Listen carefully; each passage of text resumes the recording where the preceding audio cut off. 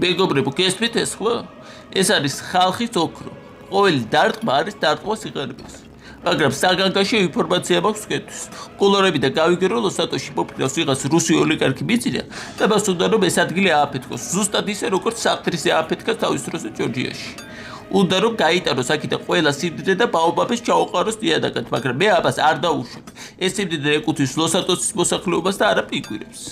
ამიტომ ჩემი მეგობრებო, სანამდროა, მოდით ყველა, აიღეთ თოხები, აიღეთ ბარები, გაიტანეთ ოქრო, ეს სიმდიდრე გეკუთვნით თქვენ და გაინაწილეთ თქვენ.